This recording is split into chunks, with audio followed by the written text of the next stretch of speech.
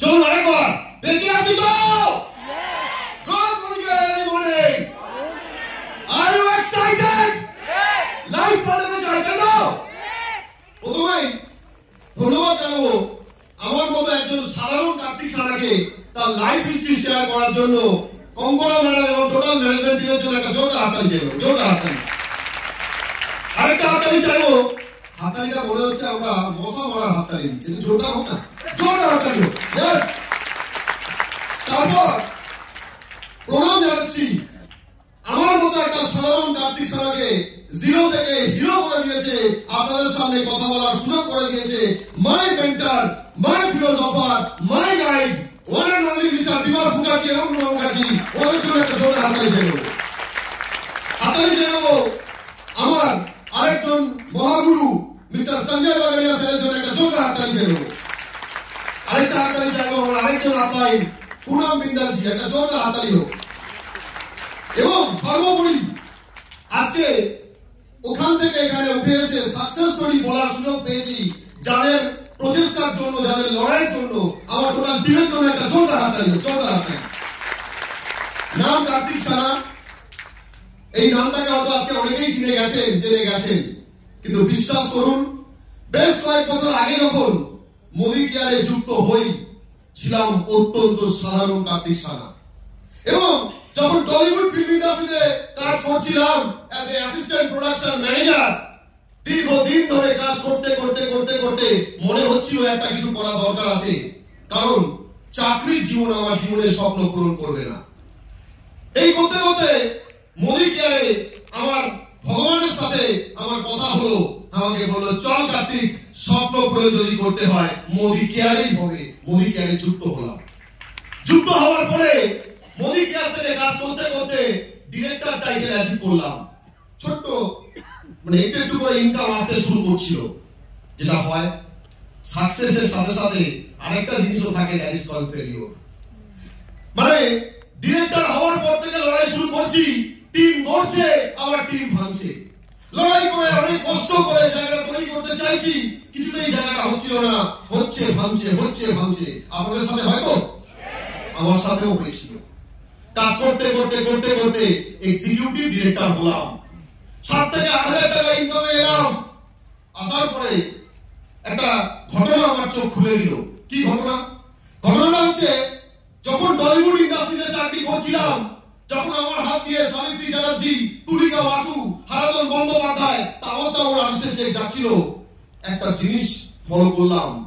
আমার যখন জন্ডিস হলো, জন্ডিস নিয়ে আমাকে সেদ্ধ খাবার নিয়ে আমাকে স্টুডিওতে কাজ করতে যেতে হয়েছে, কারণ আমার কাজটা করার কেউ ছিল না, আমাকেই করতে হতো। ভাবছিলাম কার্তিক সানা, তোমার যদি কিছু হয়ে যায়, তোমার ওই ছোট্ট মেয়ে অনুষ্ঠানকে কে দেখবে? তোমার যদি কোনো কারণে কোনো দুর্ঘটনা ঘটে যায়, তোমার ফ্যামিলিকে কে দেখবে? ইনকামটা কি হবে? বিভাস স্যারকে বললাম, স্যার পারছি না, মানে চালাতে পারছি না, কারণ এভাবে কাজ করলে স্বপ্ন পূরণ তো হবেই না, যেদিন পক্ষে যাবো আমার ফ্যামিলির অবস্থা খারাপ হয়ে যাবে। স্যার আমি সিদ্ধান্ত নিয়েছি আমি চাকরিটা ছাড়বো। আমাকে বিভাস স্যার বললেন, চাকরি চাকরি মানে? তোর মেয়ে ইংলিশ মিডিয়াম স্কুলে পড়ে তুই 40,000 টাকা ইনকাম করছিস চাকরি জগৎ থেকে, তুই চাকরি ছেড়ে দিবি? কারণ তোর তো ইনকাম 7 থেকে 8,000 টাকা। বললাম ইয়েস বিভাসদা, আমি চাকরি ছাড়বো, কারণ আমি যদি চাকরিটা না ছাড়ি তাহলে কোনোদিনই বড় জায়গায় পৌঁছতে পারবো না, যদিও আমার ইনকাম তখন 7 থেকে 8,000 টাকা। সিদ্ধান্ত নিয়ে কাজ শুরু করলাম। বিভাস স্যারকে বললাম, স্যার 6 থেকে 8 মাস চালাতে পারবো, সেই টাকাটা কিন্তু জমিয়ে রেখেছি। যাই হোক শুরু করলাম বিভাস স্যারের আশীর্বাদ নিয়ে, কিন্তু ওই যে বলে না কপাল খারাপ। ভেবেছিলাম 6 থেকে 8 মাস পরে একটা 30-40,000 টাকা ইনকামে ঢুকবো, কিন্তু কপাল এমনই খারাপ, নেগেটিভের পর নেগেটিভ, নেগেটিভের পর নেগেটিভ, লোক আসছে চলে যাচ্ছে, আসছে চলে যাচ্ছে। কষ্ট লাগছিল, কান্না পাচ্ছিল, কিন্তু লড়াই বন্ধ করিনি। বিভাস স্যার শুধু একটা কথাই বলতেন আমাকে, কার্তিক তুমি লড়ে যাও, আমি তোমার সাথে আছি। লড়াইটা করতে করতে করতে করতে 1 বছর কেটে গেল, সেই একই জায়গায় পড়ে রইলাম, বাড়ছি আর না। আপলাইন রয়েছে, রোজ কাজ করছি, কিন্তু কিছুতেই কিছু হচ্ছিল না, বুঝতে পারছিলাম না কি করবো। বিভাস স্যারকে বললাম, স্যার আর বোধহয় আমার দ্বারা মোদি কেয়ার হবে না, ছেড়ে দিই। তো বিভাস স্যার আমাকে একটাই কথা বললেন, ছেড়ে যায় মানে বিভাস স্যারের কথা আবারও বলছি মঞ্চে দাঁড়িয়ে, যারা জেতে তারা পালায় না, যারা পালায় তারা কোনোদিন কোথাও যেতে না। লড়াইটা করে গেছি, করতে করতে করতে করতে 1 বছর 2 বছর কিছুতেই হচ্ছে না। আর দেখবেন যখন না আপনার খারাপ সময় থাকে তখন দেখবেন অনেক কিছু আপনার মাথার উপরে ভর করে। আমার ভর করেছিল, আমি একজন জ্যোতিষীর কাছে গেলাম, বললাম কি করা যায় বলতো, হচ্ছে না কিছুতে। জ্যোতিষী আমার তো আরেকজন, সে দেখে বলছে কিছু করার নেই, তোমাকে চাকরিতেই ফিরতে হবে। দেখলাম সত্যি তাই, সেরকম জায়গা হয়ে গেছে। কিছুতেই হচ্ছিল না, মনে হচ্ছিল চাকরিতে যাই, কারণ এই জগৎ হয়তো আমার জন্য নয়। কিন্তু ওই যে বললাম, ভগবানের মতো, দাদার মতো, বন্ধুর মতো যে মানুষটিকে আমি সব সময় পেয়েছি, তার সাহায্য, তার আশীর্বাদ, তার সান্নিধ্য, মিস্টার বিভাস মুখার্জি, যিনি বরাবর আমাকে সাপোর্ট করে গেছে। এবং বেশ কিছু মানুষ আমাকে যাদের সময় বিপদের সময় কি করে সংসার চালাবো, তখনও আমাকে বেশ কিছু মানুষ আমাকে আমার সাহায্যের হাত বাড়িয়ে দিয়েছে। আমি সারা জীবন কৃতজ্ঞ থাকবো তাদের প্রতি এবং আমার আপ্লাইড বিভাস মুখার্জির প্রতি। যাই হোক, কাজ করতে করতে করতে করতে সালটা এলো আলটিমেটলি 2023, মানে প্রায় 4 বছর, 8 থেকে 10 একবার এবিপি পে ইনকামটা বাড়লো 25,000, আবার পড়ে গেল। ওই বললাম কপালটা বড্ড খারাপ। অনেকে বলে না আমার কপাল খুব খারাপ। আরে কপাল যদি খারাপ কার্তিক সারার মতো আপনার হয়, আপনি তাও মঞ্চে আসবেন এজ এ মিলেনিয়ার। এটাই মিলেনিয়ার। তো যাই হোক, লড়াই করতে করতে করতে করতে কিন্তু একটা জিনিস কোনোদিন মিস করিনি, বিশ্বাস করুন। যতই খারাপ সময় গেছে, পকেটে টাকা হয়তো ছিল না, অনেক কষ্টের মধ্যে কাজ করেছি, শুধু জানতো ওপরওয়ালা আমি আর আমার ভগবান, আমার মেন্টর মিস্টার বিভাস মুখার্জি, কাউকে বুঝতে দিইনি। লড়াই করে গেছি। আলটিমেটলি 2023 সাল এলো আমার জীবনে নতুন সূর্য নিয়ে। কিরকম? যে ছেলেটি 8 থেকে 10,000 টাকা বিগত 4 বছর ধরে চালিয়ে গেছে, যার ইনকাম ছিল 40,000, সে 10,000 টাকা চাকরি, 10,000 টাকা বা 8 থেকে 10,000 টাকা মনিকার ইনকাম করার পরেও কিন্তু হাল ছাড়েনি, লড়াই বন্ধ করেনি, সিনিয়রের কথা শোনা বন্ধ করেনি, রোজ কাজ করা বন্ধ করেনি। করতে করতে করতে করতে চেকের সংখ্যা এসে দাঁড়ালো 44,000। আমি তো পিকচার বাকি আছে দোস্ত। 44,000 টাকা ইনকাম যখন এলো, তার পরের মাসে চেকটা এলো 69,000। এটাই মদিকা 69। এরপরে একটু আনন্দ পেতে শুরু করলাম। কেন? তারপরের মাসে চেকের সংখ্যা ছিল 72,000। লড়াই চালিয়ে গেছি। তারপরের মাসে চেকের সংখ্যা 87,000, তারপরের মাসে চেকের সংখ্যা 96,000, and finally পৌঁছে গেলাম 1,16,000। এখন এই মুহূর্তে দাঁড়িয়ে লড়াই শুরু করেছি, লড়ছি।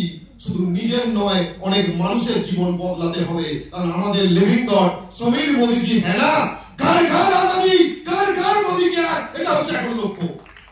এবং যার জন্য আজকে এখন ভাবতে পারছি 2024 সালের শেষে এই সাধারণ কার্তিক সারা, যাকে কেউ চিনত না, এরকম কার্তিক সারা, নর্মাল গ্রাজুয়েট কার্তিক সারা, যাকে কেউ পাত্তাও দিত না, আজকে সেই মানুষটি আপনার সাথে শুধু কথা বলছেন না, আজকে সেই মানুষটি ভাবছে 2025 এর শেষে কি করে ইনকামটা 5 লাখ টাকায় নিয়ে যাওয়া যায়। সম্ভব একমাত্র মোদীকে। তো শুনছিলাম শ্রীলঙ্কা অলরেডি প্ল্যান করেও নিয়েছি, বিভাস স্যারের সাথে কথা হয়ে গেছে, মিনিমাম 30টা লোককে তো শ্রীলঙ্কা নিয়ে যাবই। কারণ এটাই হচ্ছে আসল লড়াইয়ের জায়গা। আর আমি যদি না করাতে পারি তাহলে আমি লিডার হই। তো যাই হোক, এভাবে হচ্ছে এবং অনেক বড় ভাবনা চিন্তা নিয়ে কাজটা করছি। শুধু একটা কথাই বলতে পারি, হার মানবেন না। আপনাদের জীবনে এরকম আমার মতো অনেক লড়াই আসবে, অনেক কষ্টের মধ্যে পড়তে হবে, অনেক সমস্যায় কাজ করতে হবে। তখনও যদি আপনি রোজ লড়াই করেন, তখনও যদি আপনাদের কথা আপনি শোনেন, তখনও যদি আপনি টিকে থাকেন, আপনিও আগামী দিনে এই মঞ্চে এসে বলবেন আপনার স্টোরি এখানে সবাই শুনবে, ইউ আর এ মিলেনিয়ার। তাই চলুন একটা লড়াই আমরা করি, কারণ এই লড়াই ছাড়া জীবন পাল্টাবে না। আমাকে আপনাকে কেউ কোনো রাস্তা করে দেবে না। একটাই কোম্পানি, একটাই জায়গা মোদি কেয়ার, যেখানে ওখান থেকে এখানে আসা যায়, লাইফ পাল্টানো যায়, সাকসেস স্টোরি বলা যায়। Are you excited? লাইফ পাল্টাতে যাই, স্বপ্ন পূরণ করতে যাই। 3টে কাজ শুরু করুন, যেটা আমি করেছি, সাকসেস পেয়েছি। কি 3টে কাজ? প্রথম হচ্ছে অ্যাক্টিভ এবং গ্রোয়িং আপলাইনের কথা 100% শুনতে হবে। আমরা শুনি, আবার আপলাইন বিভাগ স্যারের কথা শুনলাম 50%, আমার বইয়ের কথা শুনলাম 10%, কার্তিক সাহের কথা শুনলাম 30 থেকে 40%। একটা খিচুড়ি বানিয়ে আলটিমেটলি কিছু হলো না। তাই শুনতে যদি হয় অ্যাক্টিভ গ্রোয়িং আপলাইনের কথা 100% শুনতে হবে, না হলে লাইফ পাওয়া যাবে না।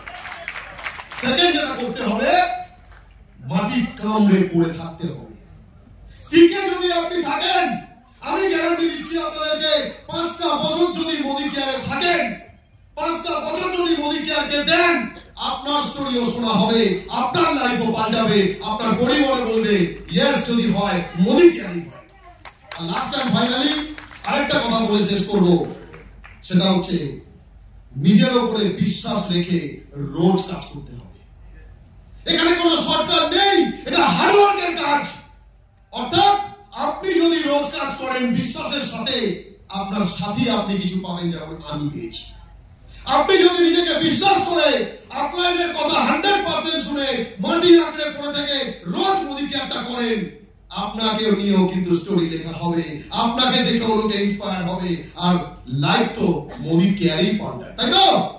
Are you excited? লাইফ পাল্টাতে চাই, স্বপ্ন পূরণ করতে চাই। আসুন মোদি কেয়ারে আমরা এমন ভাবে কাজ করি, আমাদের ম্যানেজমেন্ট আমাদের সাথে আছে, আমাদের আপলাইন আমাদের সাথে আছে, শুধু কাজটা করে যেতে হবে। সবাইকে ধন্যবাদ জানিয়ে আমার বক্তব্য শেষ করলাম। Thank you.